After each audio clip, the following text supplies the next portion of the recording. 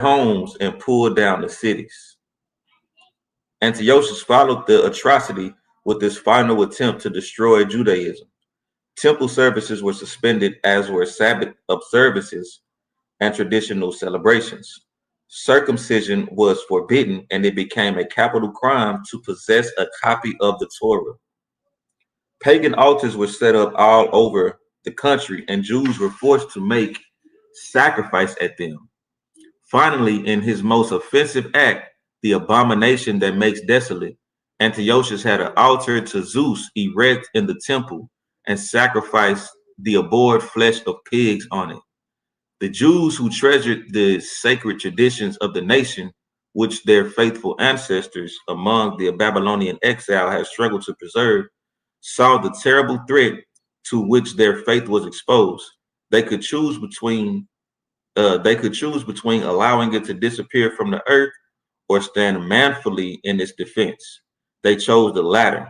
And by the end of 167, the Maccabean revolt had begun. I'm gonna go into this for a little bit, and I'm gonna jump back. Give me a little bit more. This is the Maccabees and the Hasmoneans, right? I'm gonna jump to this part right here, right? Under his rule, Judean boundaries, even we're talking about the rule of Alexander, right? Under his rule, this is actually in the Hasmonean dynasty, right? So I'm gonna save this because this is one that I already had invoked. So I'll read this at a later time. We can jump back into the breakdown. Right. So for brothers just tapping in, man, we going into the origin, the establishment of the Maccabean revolt. Brother Sanders went into some history showing how the Jews, as we know today, not the Jews of antiquity, became Hellenized by the Greco-Roman rule by the king Antiochus. Right. So we're gonna keep going with the lesson through the Spirit. We're going to be in the book of First Maccabees chapter 3 and 26. First Maccabees chapter 3 and verse 26. All right, First Maccabees chapter 3 and 26. And it reads thus. One second. First Maccabees 3 and 26, Con. Con.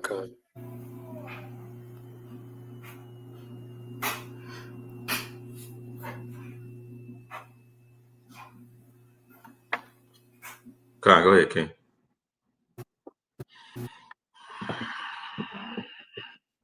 Okay, Con. It says, insomuch as his fame came unto the king, this is talking about Judas, right? He says, insomuch as his fame came unto the king, and all the nations talked of the battles of Judas. Now, when King Antiochus heard these things, he was full of indignation. Wherefore he sent to and gathered together all the forces of the realm, even a very strong army.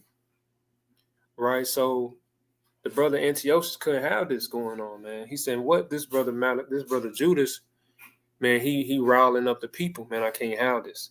Right. So he gathered all the forces of his realm, a very strong army. Right. So we're gonna segue and we're gonna get who was a part of that army, right? We're gonna jump to First Maccabees chapter 7 and verse 1. First Maccabees chapter 7. We're gonna start at the top. First Maccabees. Going hot. You want me to just roll it? Down to 40. Let's keep going. Okay, come. You can. All right. So this is First Maccabees 3, and I'm gonna pick back up at 26 again. It says, now when King Antiochus heard these things, he was full of indignation. Wherefore he sent and gathered together all the forces of his realm, even a very strong army. He opened also his treasure and gave his soldiers pay for a year, commanding them to be ready whensoever he should need them. Nevertheless, when he saw that the money of the treasures failed, and that the tributes in the country were small because of the dissension and plague which he had brought, upon the land in taking away the laws, Salakia, which had been of old time, he feared that he should not be able to bear the charges any longer, nor to have such gifts to give so liberally as he did before, for he had abounded above the kings that were before him. So he kind of caught in a crossroad here because brothers ain't going for it no more, man. Right? They hearing about this brother Judas too, man, and how he rising up against the indignation. So he's like, the money ain't cutting it for these people. So let's see what the brother Antiochus, or let's see what Antiochus did, right, to try to gather this army. Verse 31. It says, wherefore, being greatly perplexed in his mind, he determined to go into Persia, there to take the tributes of the countries and to gather much money. So he left Lysias, a nobleman and one of the blood royal, to oversee the affairs of the king from the river Euphrates unto the borders of Egypt, and to bring up his son Antiochus until he came again. So what's going on right here? Antiochus had to go slide into Persia to go get a bag, but he left Lysias in charge, which was a nobleman, to oversee Antiochus Jr., right, which would be Epiphanes, right? So I'm going to keep rolling. Verse 33, 34. It says, moreover, he delivered unto him the half of his forces and the elephants, and gave him charge of all these things that he would have done, as also concerning them that dwelt in Judah and Jerusalem. To wit that he should send an army against them, an army against them, to destroy and root out the strength of Israel and the remnant of Jerusalem, and to take away their memorial from that place. So he didn't leave Lysias empty-handed when he left it to Persia. He left it with half the army as well, so that they can be able to stand. You know what I'm saying? If they had to go into some type of battle, right? Pick it up in 36. It says, "And that he should place strangers in all their quarters and divide their land by lot. So the king took the half of the forces that remained and departed from Antioch, right, his royal city, the 140 and 7th year, and having passed the river Euphrates, he went through the high countries."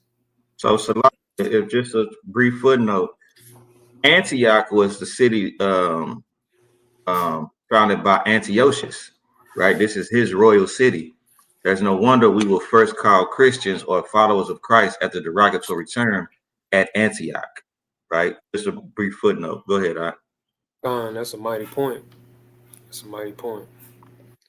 So we're gonna keep rolling, right? Because we're still dealing with that army. Let's go to First Maccabees 1 and 10. First Maccabees chapter 1 and verse 10.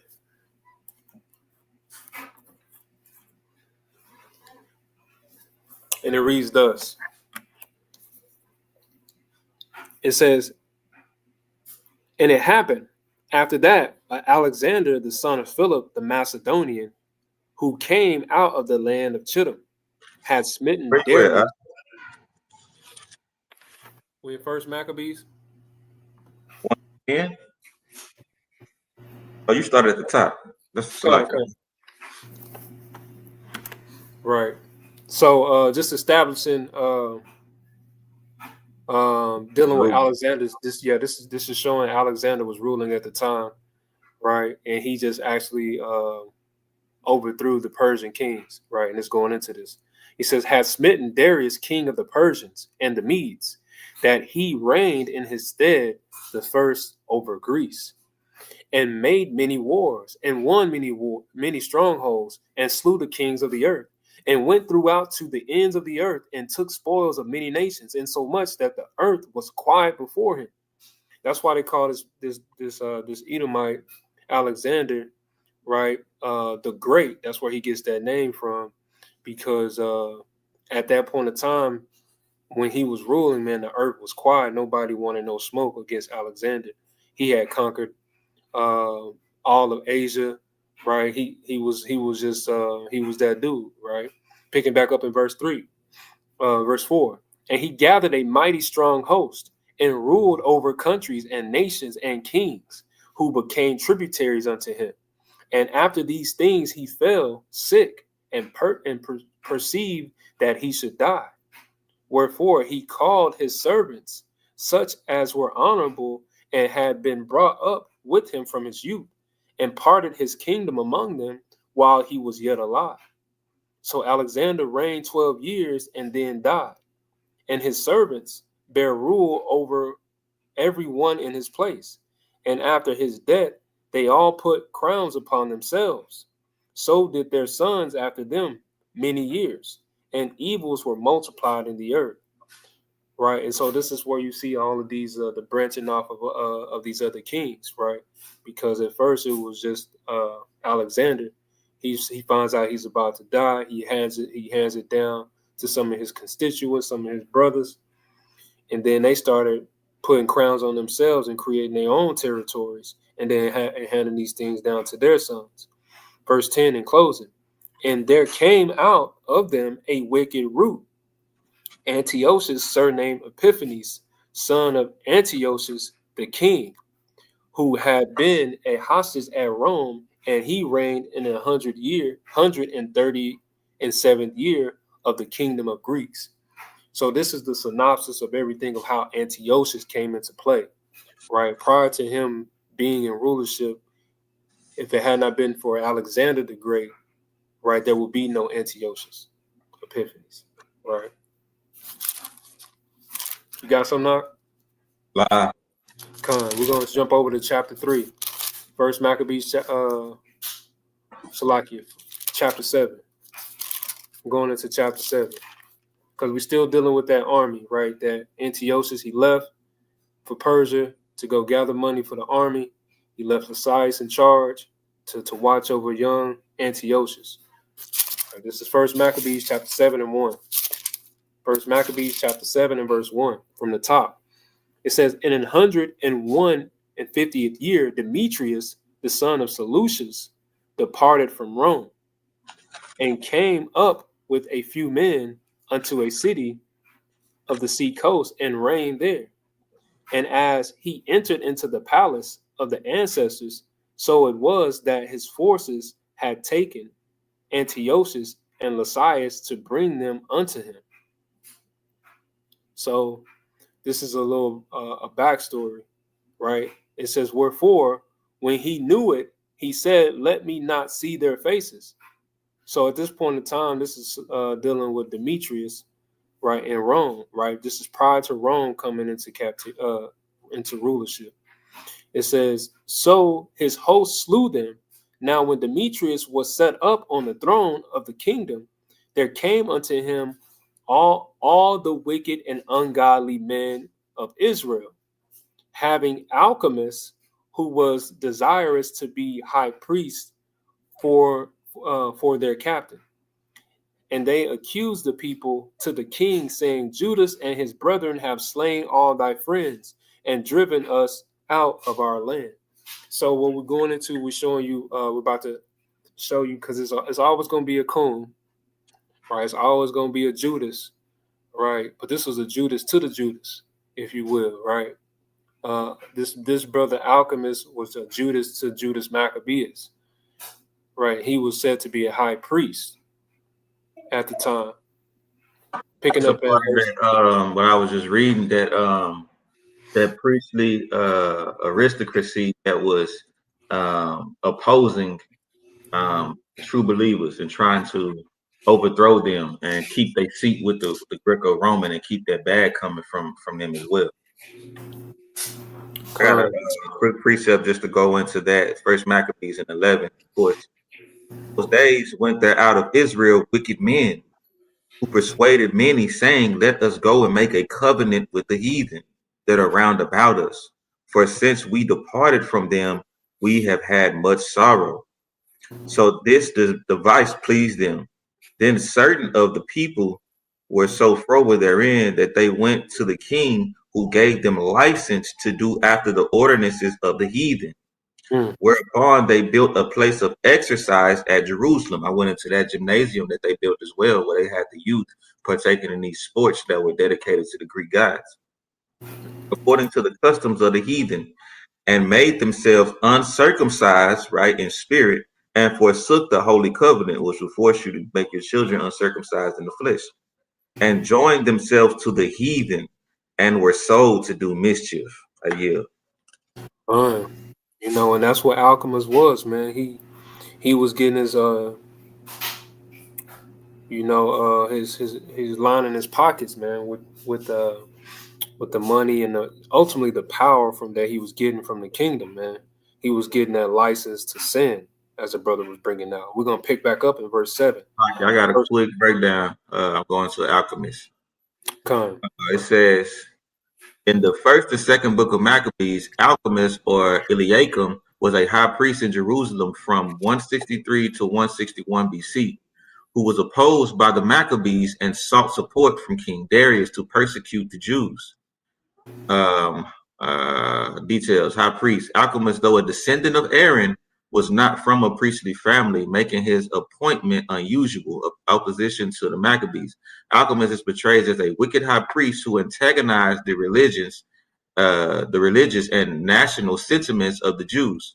This aligned himself with the Hellenizing party. He sought support from King Demetrius to install himself as high priest and persecute Judas and his followers, who were fighting against the Hellenistic rulers.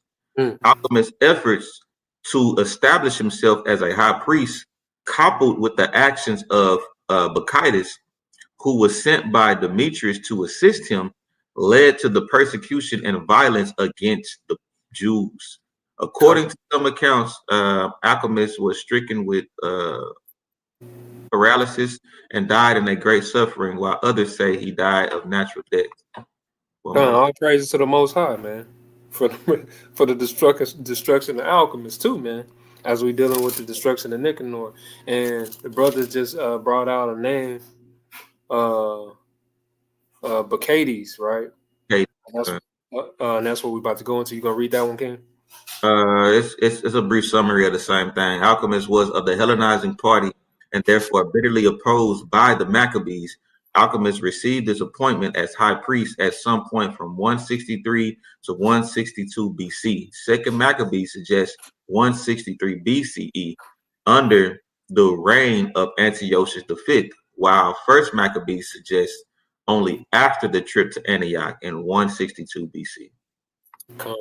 Nevertheless, it was for a short time, man. Right? It said 162 to 163. I'm gonna pick back up in verse 7. Right. So like 7, we're gonna read through 13. Right. It says, now therefore, send men whom thou trustest, and let him go and seek the havoc, and see what havoc he hath made among us and in the king's land, and let him punish them with all them that aid them. Verse 8. Then the king chose Bacchides, a friend of the king, who ruled beyond the flood, and was a great man in the kingdom and faithful to the king. And him he sent with wicked alchemists, whom he made high priest, and commanded that he should take vengeance of the children of Israel. So they departed and came with great power into the land of Judea, where they sent messengers to Judas and his brethren with peaceable words, deceitfully, but they gave no heed to their words, for they saw that. Precept, man, we gotta grab some precepts. Come, man. Because they came in slithering. Oh,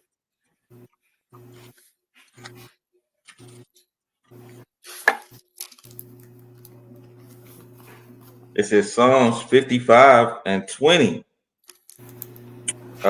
He had put forth his hands against such as be at peace with him. He had broken his covenant. The words of his mouth were smoother than butter, but war was in his heart.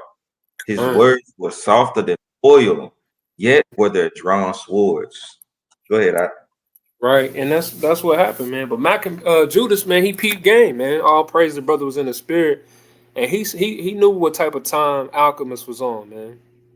Right, everybody knew what type of time Alchemist was on.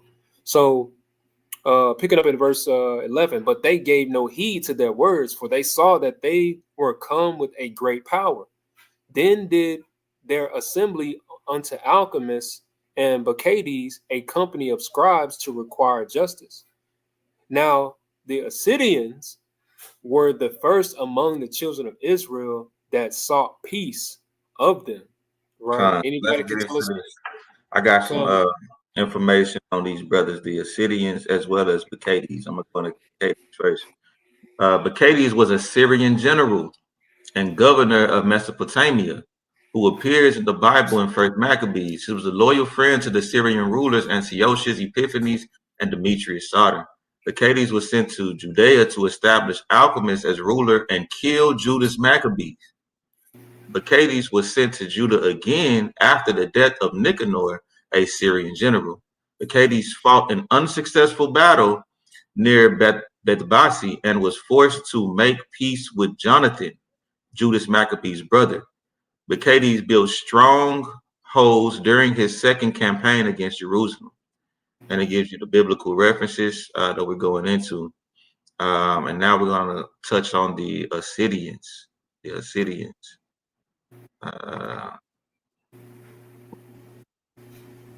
The Assyrians, they were maintainers of the Mosaic law against the invasion of Greek customs. When the Maccabees struggled against Antiochus IV Epiphanes, the Assyrians naturally joined their cause. However, not all the adherents of the Maccabees were Assyrians, according to uh, the references there, like First Mac 7, I think 13. And the Assyrians sought to make peace with the Syrians, while the others, followers of the Maccabees, suspected deceit. That this suspicion was well founded and may be inferred from the fact that Alchemists, who had been made high priest by Demetrius, slew 60 Assyrians in one day. According to 2 Maccabees 14:3, the same alchemist willfully defiled himself, and later on he testified before Demetrius, they among the Jews that are called Assyrians, of whom Judas Maccabees is captain, and nourish wars and raise seditions, and will not suffer the realm to be in peace. There is an opinion which maintains that the Assyrians were identical with the later Pharisees. Con. So these were some zealots too, man. These Assyrians, man. They was rocking with Judas since the second chapter of Maccabees, and I'm gonna let the brother bring that out. I'm gonna bring that account out when they came, how they linked up with Judas. Con, go ahead, King. The Assyrians, a member of a sect characterized by its religious zeal and piety that flourished in the 2nd century BC during the time of Maccabees and vigorously resisted the Hellenization of Jewish culture and religion. Got one more, and I'm gonna let you get it. All right. Where is it? Um, the Assyrians, also transcribed as Hasidians, were a Jewish group during the Maccabean revolt that took place around 167 to 142 BCE. The Hasidians are mentioned 3 times in the book of Maccabees.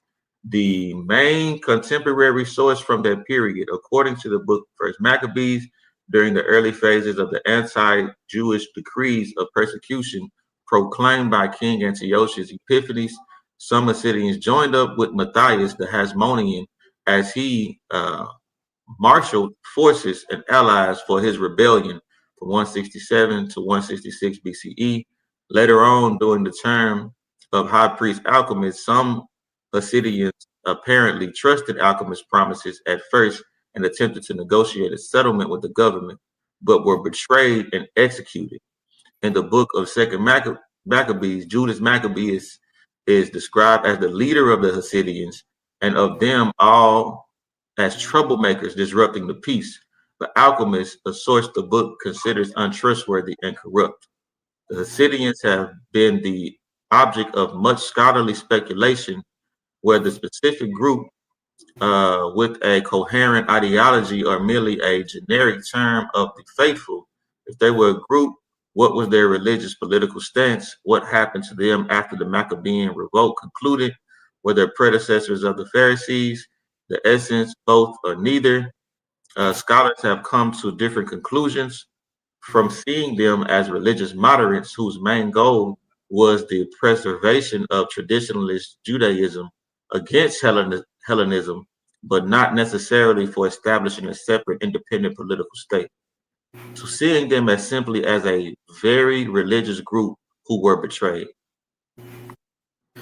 Go ahead. Con, man. So, and I was just listening to you as you been bringing that out, Hawk, man. It's just beautiful too, man. That's history, man. That's Wikipedia. That's we can go and Google and search that, but it's not. But it's in our scrolls. That's right. Like this is in our scrolls, and people want to. That's real life history that's lining up with the Bible, man.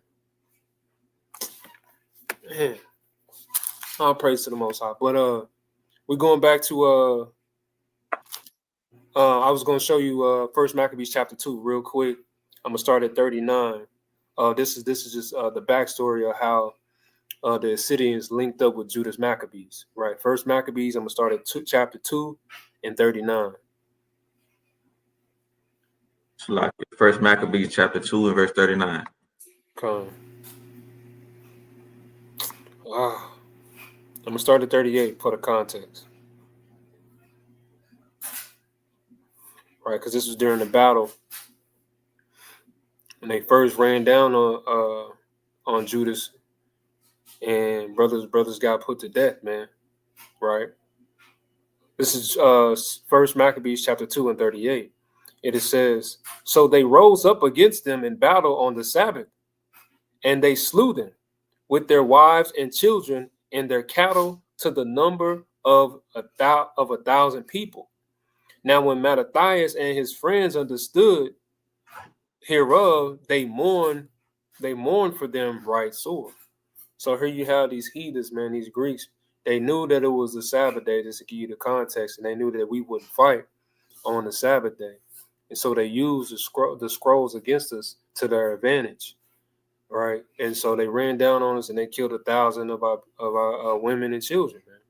So when Mattathias hears this, of course he's furious. Let's see what happens. Verse 39. It says, "Now when Mattathias and his friends understood hereof, they mourned for them right sore. And one of them said to another, If we all do as the brethren have done, and fight not for our lives and laws against the heathen, they will now quickly root us out of the earth. At that time, therefore, they decreed, saying, Whosoever shall come to make battle with us on the Sabbath day, we will fight against him. Neither will we die, all, as our brethren that were murdered in the secret places. Then came," right, this is the point right here, verse 42, "then came there unto him a company of Assyrians, who were mighty men of Israel, even all such as were voluntarily devoted unto the law." Right, and so what the brother was bringing out in that excerpt, he says they almost likened them later on in the spirit of the Pharisees, but they had a zeal for the law. Right, so this is the perfect time for them to link up with the Maccabees, and they joined the Maccabean revolt. Right, and then later on, I got to read the context real quick. I'm gonna keep rolling. It says, verse 43. It says, "Also all they that fled for persecution joined themselves unto them, and were a stay unto them. So they joined their forces and smote sinful men in their anger, and wicked men in their wrath. But the rest fled to the heathen for succor."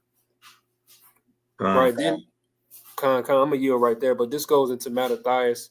You know, this Judas wasn't even in power yet. His father was still running point guard right at this point in time. right? And so that's how this is gonna kind of goes into how long the Assyrians have been dealing with the Maccabees. But I rest on that point. So, If you're done, I'm good on that. I was gonna go into I think we was dealing with alchemists in chapter 7 and dealing with Bacades, and then we're segueing into Nicanor. I think we had 7 and 14. This is the book of First Maccabees 7 and 14. First Maccabees 7 and 14, and it reads thus. What you get there, bro? It says, "For said they, one that is a priest of the seed of Aaron is come with this army, and he will do us no wrong. So he spake unto them peaceably, and sware unto them, saying, We will procure the harm neither of you nor your friends. Whereupon they believed him. Howbeit he took of them 60 men, and slew them in one day, according to the words which he wrote." So some of them people fell for the okie doke when alchemists pulled up. They was like, "Yeah, this is a high priest, man." So they believed those smooth words, right? Those smooth things, right? And they got put to death. Verse 17, "The flesh of all thy saints have they cast out, and their blood have they shed round about Jerusalem, and there was none to bury them. Wherefore the fear and the dread of them fell upon all the people, who said, There is neither truth nor righteousness in them, for they have broken the covenant and oath that they made."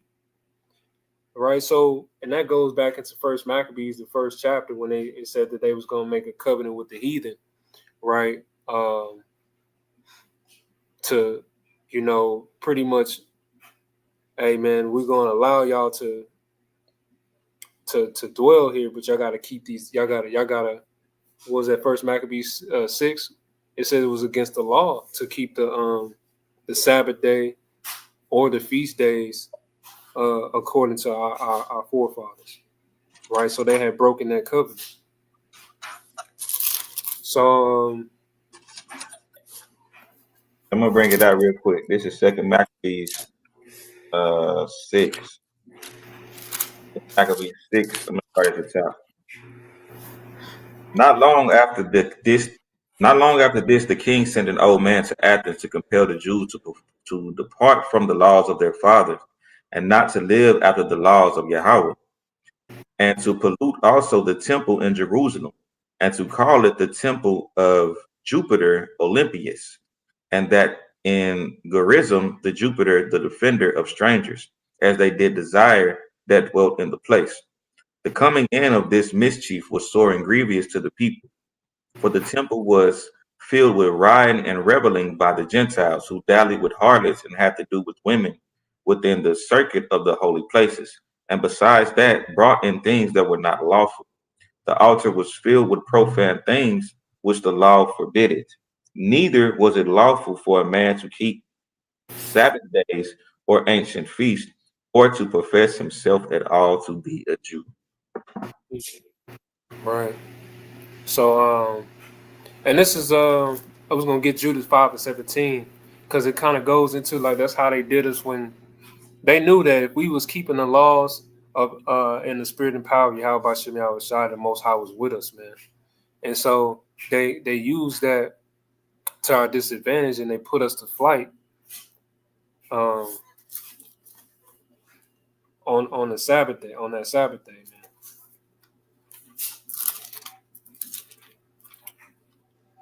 I'm just gonna read it just for context, man, and then we can get back to it. This is Judas 5 and 20, 5 and 17. It says, "And whilst they sinned not before their power, they prospered, because Yahweh had Yahweh that hated iniquity was with them." Because when, like I was saying, when we was in the spirit, we was moving, doing the things according to the Most High. That's why they had to change these laws and these terms, like I was reading earlier at the opening in Daniel 7 and 25, because they know that if we go off, then the Most High cannot fight for us. That's right. That's by default, right? And that's just us ignorantly not knowing. Imagine them, not imagine, but this is what has happened, right? Verse 18, "But when they departed from the way which he appointed them, they were destroyed in many battles, very sore. And that's what happened on that Sabbath day, man. It says, and were led away captives into the land that was not theirs. And the temple of their God was cast to the ground, and their cities were taken by the enemies. But now are they returned to their power, and are come up from the places where they were scattered, and have possessed Jerusalem, where their sanctuary is, and are seated in the hill country, for it was desolate. Now, therefore, my Lord and Governor, if there be any error in this people, and they sin against their God, let us consider that this shall be their ruin. So he was trying to give them game. He said, "Look, man, if they sinning, hey, they Lord gonna get them over to us, right? It's gonna be easy to take them captive." But he says, but he gave he switched it up. He says, "Now, therefore, my Lord and Governor, if there be any error in this people and they sin against their God, let us consider that this shall be their ruin, and let us go up and we shall overcome them." But he says, "But if there be no iniquity in their nation, let my Lord now pass by, lest their Lord defend them and their power be for them, and we become a reproach before all the world." Right. So he understood, like, man, the Lord was on our side. The scriptures say, I mean, if you can do nothing against the truth before, man. This the Maccabees shows and displays both sides of that. When we were um making covenants with these people, like the Hasidians tried to do, getting in bed with alchemists, and he ended up betraying them, right? So if you're not making a covenant with the Most High, and you're making a covenant with these truce breakers, it'll lead to your destruction. You're not keeping the commandments. However, when you hold fast to the laws and to the God of your forefathers, as Judas Maccabees did and his brothers, then you'll be able to overthrow these people, which they were able to do in ushering in the Hasmonean dynasty. Con. Now we're gonna get this is Nicanor right here. This is what brothers been waiting for through the spirit. Again, we had to unroll all of that history to show how this came to be, or what this day is really about through on a historical front. We're gonna pick up in First Maccabees 17. I'm gonna start at verse Salakia. First Maccabees chapter 7. We're gonna read verse 19. Verse 19. And it reads thus. It says, after this, removed Bacchades from Jerusalem, and pitched his tent in Bezeth, where he sent and took many of the men that had forsaken him, and certain of the people also. And when he had slain them, he cast them into a great pit. Then committed he the country to Alchemists, and left with him a power to aid him. So Bacchades went to the king. So Bacchades, he pretty much came through with the force from the king on the behalf of alchemists to wipe out all the Israelites. And then after he was successful at that point in time, he said, all right, alchemist, you got this. I'm going to go back to Antiochus, right? So, but verse 21, it says, but alchemists contended for the high priesthood. So alchemist is still, after he's been in cohorts with the heathen, he's still trying to pursue to be a priest over Israel, which is wicked, man. Verse 22, and unto him restored all such as troubled the people, who after they had gotten the land of Judah, Salakia, into their power, did much hurt in Israel. So they went to Judah, established his priesthood there, and he afflicted the nation of Israel. Now, when Judas saw all the mischief that Alchemist and his company had done among the Israelites, even above the heathen, damn, right? And that's what we do, man. Salaki, man, not to go off, but like when we don't just like to sin, we like to go above and beyond. We like to do it better than the heathen do it, man. Right? The heathen kill our brothers, but we got to show them how to kill our brothers You know what I'm saying? We're gonna really show you how to kill, man. You get Right? Glock switches. Yeah, we getting Glock switches. Come on, you know, y'all really thought y'all committed to open up the war on drugs. Hey, we're gonna really show y'all how to do that thing. That's us, man. You know, and that's on the left hand side. Like anything that we touch turn to gold, right? That's on the right hand side and on the left, man. And here you go, alchemists, this wicked priest trying to come up off of Israel, man. And we see that today, man. Woe to the pastors who scattered the sheep of my flock. Mm. Right? Picking back up in verse 24, he says, he went out into all the coast of Judea round about and took vengeance of them and had revolted from him, so that they durst no more go forth into the country. On the other side, when alchemists saw that Judas and his company had gotten the upper hand and knew that he was not able to abide their force, he went again to the king and said all the worst of them that he could. So here you go, alchemist. He can't stand on business, man. Here he is. He gonna go back to the king Antiochus. Hey, man, this brother Judas out here, he's showing out, man. Right? You put a law on the land, said they can't keep these customs, man. But hey, they holding fast to the Torah, man. They holding fast to the commandments. Right, and that's what we see to this day, man. We still see them forcing laws upon us and forcing treaties and things of that nature upon the children of Israel to this day, man. Right, and you got little some of our people going back and making treaties with the heathens, man. But we'll pick back up, man. Verse 26. Then the king, after he heard this, sent Nicanor. So he didn't send Bacades back out. He sent Nicanor, right? So Nicanor, Salakia, one of his honorable princes, a man that bare deadly hate unto Israel, with commandment to destroy the people. So Nicanor Deadly hate. That's crazy. Deadly hate. So Nicanor came to Jerusalem with a great force and sent unto Judas and his brethren deceitfully with friendly words, saying, and this is the thing, man, like, I don't know why they be trying to send word to the, you know what I'm saying, to your, like, if you're going to sneak up on somebody, you know, if you're going to have some type of tactical or approach, you're going to let the brothers know you coming? Right. But anyway, it says, so Nicanor came to Jerusalem with a great force and sent unto Judas and his brethren deceitfully and friendly words, saying, let there be no battle between me and you.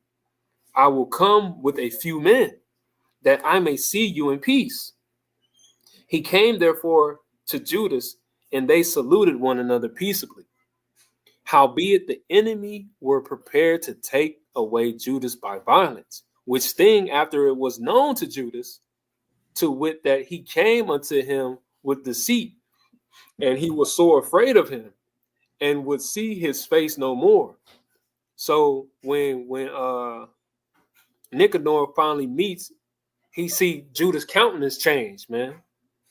It said, let me read verse 30 again. It says, which thing after it was known to Judas, to wit that he came unto him with deceit, he was so afraid of him, and would see his face no more. So Nicanor also, when he saw that his counsel was discovered, went out to fight against Judas beside Capharsalama, where there were slain of Nicanor's side about 5,000 men, and the rest fled into the city of David. After this went Nicanor up to Mount Zion, and there came out of the country certain of the priests and certain of the elders of the people to salute him peaceably and to shew him the burnt sacrifices that was offered for the king. And that's that treaty that we had made with the, you know, these priests, you know, they see Nicanor coming in. They don't know Nicanor he running for his damn life, man. Judas done put 5,000 of them boys, and Judas in the army put 5,000 of them in the dirt. And here these priests thinking Nicanor coming in peace. But Nicanor, man, he trying to find some place of refuge. Let's see what he do. Verse 34.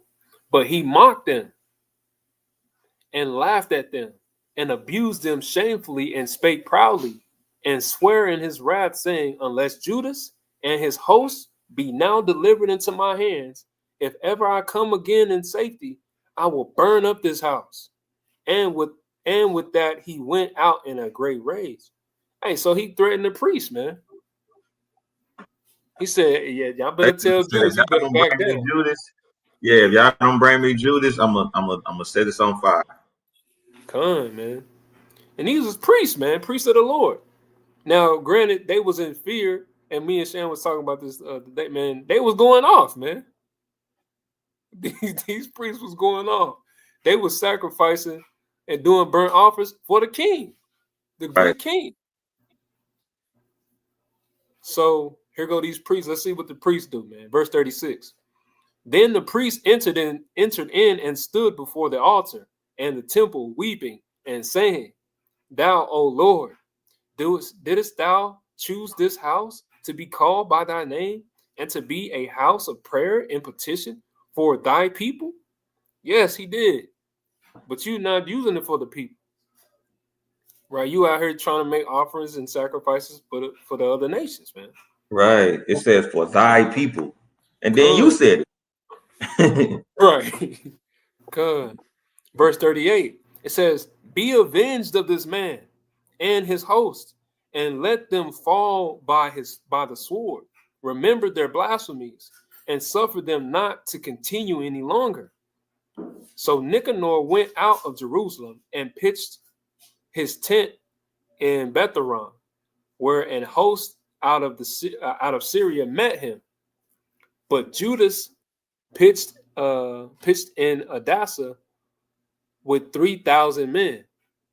And there he prayed, saying, right? So Judas, they just killed about 5,000, 5,000. And he only got 3,000 men with him right now at this point. So this is Judas's prayer, man, through the Spirit power. He says, "Oh Yahweh, when they that were sent from the king of the Assyrians blasphemed, thine angel went out and smote 104 and 5,000 of them." So brother Judas, he had to put Yahweh on notice through the Spirit. He said, "Hey Lord, man, look, I remember when you delivered us out of these hands of the Assyrians." All right, verse 42. He says, "Even so destroy thou this host before us this day, that the rest may know that he hath spoken blasphemously against thy sanctuary, and judge thou him according to his wickedness."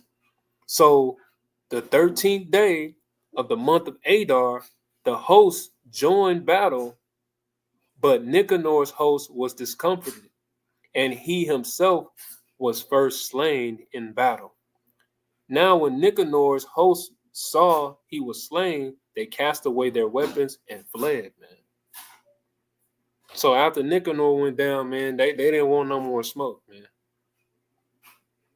Hey, take the head out, you'll kill a snake. Time, right? And so, uh, I'm gonna roll the rest of this chapter. So verse 40, 45, it says, Then they pursued after them a day's journey from Adasa unto Gezerah, sounding an alarm after them with their trumpets. Whereupon they came forth out of all the towns of Judea round about and closed them in, so that they turned back upon them that pursued them, were all slain with the sword, and not one of them was left. Right, so they kind of encamped around them, man. They flanked them. They had some vantage points, if you will, and they kind of strategically ran down on them boys, man. Verse 47. Afterwards, they took the spoils of and the prey and smote off Nicanor's head and his right hand, which he stretched out so proudly, and brought them away and hanged them up towards Jerusalem. For this cause the people rejoiced greatly, and they kept that day a day of great gladness. Moreover, they ordained to keep yearly this day, being the 13th of Adar, right? And that's coming in, and that's the season that we're in right now, right? The 13th of Adar. And dang, what was that at? Was that in chapter? Oh, it's chapter 15. Okay, 15, come, 15, come. yeah. Right. So, the 13th day of Adar, and closing in verse chapter 7, it says, "Thus the land of Judah was in rest a little while." So, that was the destruction of Nicanor in chapter 7. So we're going to segue into chapter 15. When you're looking at these accounts, chapter 7 is just a mirrored. Chapter 15 goes more in depth of that same account. So Second Maccabees 15 is the same account as First Maccabees chapter 7. Just kind of throwing that out there for brothers, right? We're gonna be at 15 and 23. 15 and 23. And it reads, it says, "Wherefore none also now also, O Lord of heaven, send a good angel before us for a fear and dread unto them." So this is the same account dealing with Nicanor, right? And when Maccabee was just praying, he's saying, "Hey Lord, I saw how you dealt with the Assyrians." This is the same account. It says, "And through the might of thine arm, let those be stricken with terror that come against thy holy people to blaspheme." And he ended thus. Then Nicanor and they that were with him came toward with trumpets and songs. But Judas and his company encountered the enemies with invocation and prayer. So that fighting with their hands and praying unto Yahweh with their hearts, they slew no less than 35,000 men. This was 3,000, man. We just read earlier Judas had 3,000 on him. And this is where they still, when we go into these movies and they talk about the 300 and they talk about the Persians and the Demetrius and all that. That was us, man. Con. That's us. 35,000 men? Is that what that said? Let me read that again. 35,000 men. For through the appearance of Yahweh, they were greatly cheered. Now, when the battle was done, returning again with joy, they knew that Nicanor lay dead in his harness. Then they made a great shout and a noise, praising the Almighty in their own language.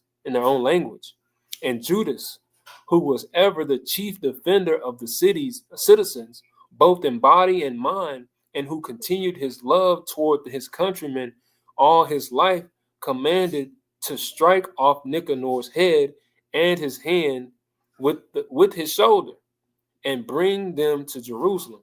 So again, that chapter, you can see how it's going in more in depth on how this account went down. Verse 31.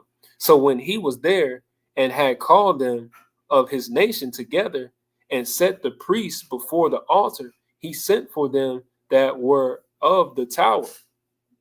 And he shewed them vile Nicanor's head and the hand of that blasphemer, which with proud brags he had stretched out against the holy temple of the Almighty. So this was Judas showing them, hey, y'all don't got to be worried about, because I remember, we was reading earlier, Nicanor said, if I come back here, I'm going to burn this boy down. So now here go Judas after the victory. He going back to tell, hey, bring the priest in here, man. Yeah, all of y'all that was threatened, y'all was in fear for your life for this brother Nicanor. Hey, this was left of him right here, man. This was, y'all don't got nothing else to fear about through the spirit and power, right? It says, and he shewed them vile Nicanor's head and the hand of that blasphemer, which with proud brags he had stretched out against the holy temple of the Almighty. Verse 33. And when he had cut off the tongue of that ungodly Nicanor, he commanded that he commanded that they should give it by pieces unto the fowls and hang up the reward of his madness before the temple. So his brother Judas going in, man. All praise to the Most High. He cut the brother head off. He cut his shoulder off and all the way down to the hand. Right? He hung it up, cut the brother tongue out, and left it for the fowls of the air, man. Ain't gonna be nothing left of this brother. Verse 34. So every man prays toward the heavens, the glorious Lord, saying, Blessed be he that had kept his own place undefiled.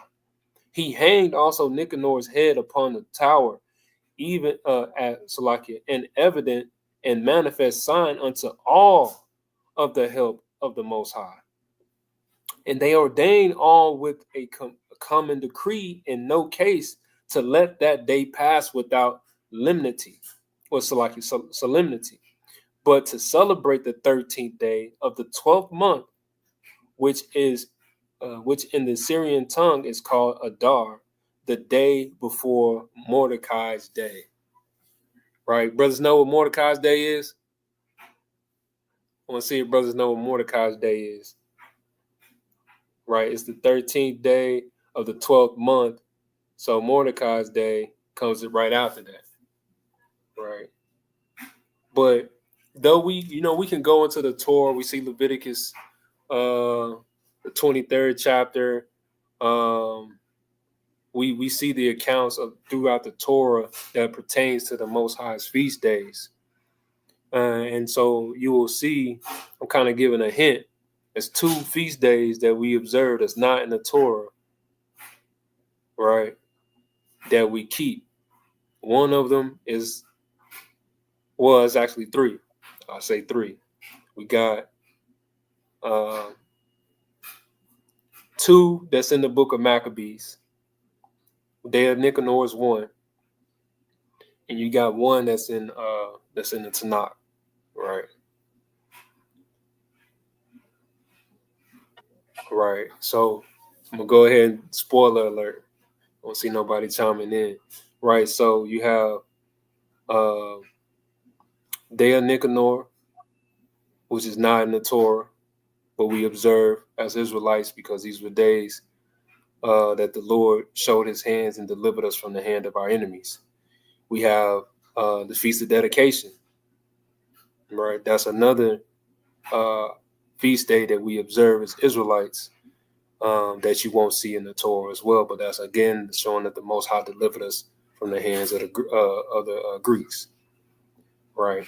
But then the question I posed earlier, the day of Mordecai, the day before Mordecai's day, that we're reading about in Second Maccabees chapter 15, goes into what we'll be observing tomorrow, man. The Feast of Purim, right? The Feast of Purim.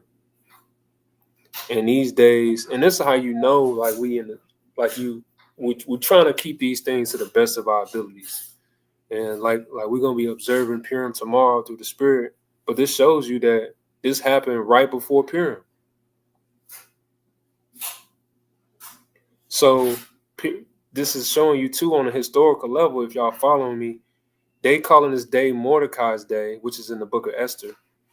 Right. So this is showing you that that account has already happened, and they have been keeping Purim up until this point. That's mighty. Right. So when I read that, I was like, dang, Mordecai's Day. These brothers have been keeping Purim, man. All the way up through because at that point in time, in Esther, that's the Persians are ruling. Right. But that's how this links up, because now we're dealing with the Greeks. So that's showing you on a chronological account of how the flow of the Bible is flowing. But I'm gonna pick back up in closing, man.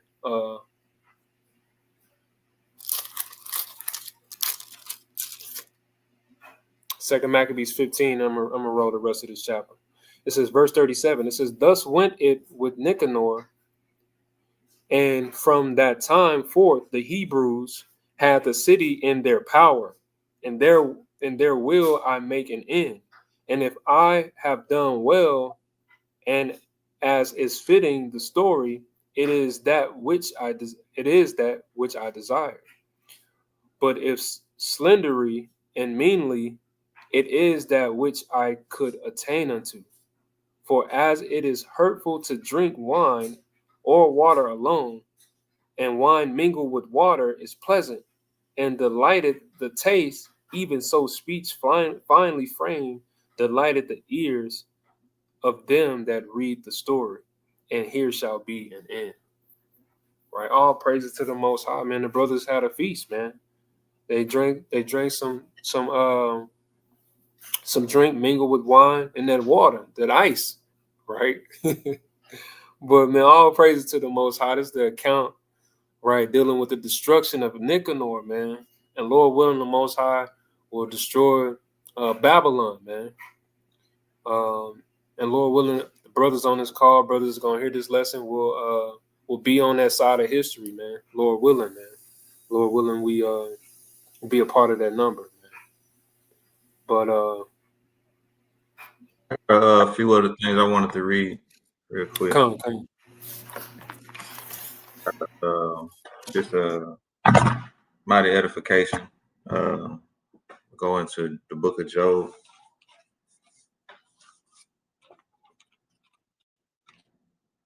Book of Job,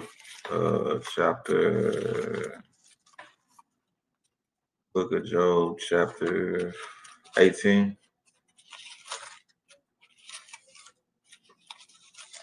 So Book of Job, chapter 18. Let's start at verse 5. Nobody scribed, but I guess I'll throw this in. Book of Job, chapter 18, verse 5. And it reads, Yea, the light of the wicked shall be put out, and the spark of his fire shall not shine. The light shall be dark in his tabernacle, and his candle shall be put out with him. The steps of his strength shall be straitened, and his own counsel shall cast him down. For he is cast into a net by his own feet, and he walketh unto a snare. The gin shall take him by the heel, and the robber shall prevail against him. The snare is laid for him in the ground, and a trap for him in the way. Terror shall make him afraid on every side, and shall drive him to his feet. His strength shall be hunger bitten, and destruction shall be ready at his side. It shall devour the strength of his skin. Even the firstborn of death shall devour his strength. His confidence shall be rooted out of his tabernacle, and it shall bring him to the king of terrors. Right? So just bringing that out to show that the even until today, all the wicked works of the heathen and the things that he thinks that nobody sees, the Most High is keeping record of these things, and he will be brought before the king of terrors in the end. I want to read this little excerpt on the Hasmonean dynasty in closing. It's kind of going into, I guess it'll segue into some of the things we'll go into tomorrow. This is again the book of great people of the Bible and how they lived. Page 254, the Maccabees and the Hasmoneans. Led by 5 sons of Mattathias, a Levite priest, the rebellion mushroomed from a spontaneous guerrilla operation into full-scale warfare within 2 years. Aided by Antiochus' concurrent war with a growing Parthian empire, the Maccabees, as Matthias' sons were known, had retaken most of Jerusalem. I'm gonna jump over here. Under the Hasmonean dynasty, established by Jonathan's brother Simon and his son John Hyrcanus, Judea became a theocratic kingdom once more. Under his rule, Judean boundaries even exceeded those of Israel of Solomon's reign. From the time of Ezra and Nehemiah, 2 religious factions had evolved. Following in Ezra's footsteps was a group of deeply religious and scholarly men originally called Asidium, or pious ones.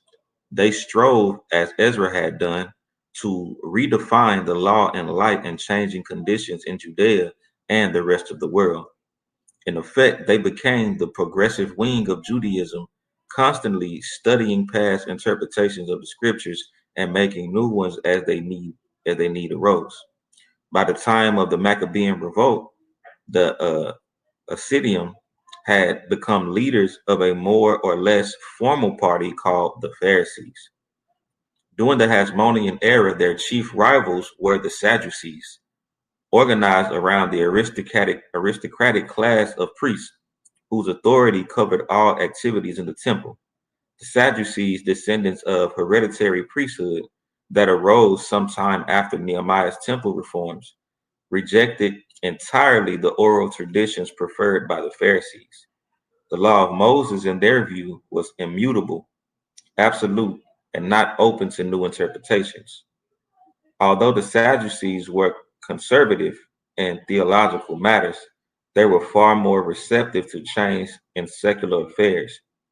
They were a sophisticated group in touch with international currents in politics and culture, and more at home with Greek ideas and custom than most of their less privileged countrymen.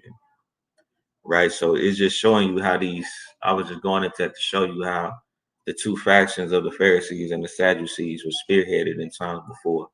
The Assyrians went on to be the Pharisees, and a faction from the time of Nehemiah went on to be the Sadducees. Just some more history you can put in your bill. But I yield. Man, all praise to the Most High. But yeah, man, the destruction of Nicanor, man, we have to, again, we try to observe the feast days to the best of their ability, man, and just to just observe the times, man, that we living in, and to pay commemoration to the Most High, and to observe the might and the power, man. So when we look back on these things, we can see that, man, the Lord hand is not slack, man. He's not slack, and He's a rewarder of them that diligently seek Him, man. So to the brothers out there and sisters out there, man, continue to endure in these last days. Continue to put your best foot forward. Fear the Most High, keep His commandments, and live, man. And live. But with that, man, I'm going to yield. Bid you brothers shalom, man. Shalom. Come on. So I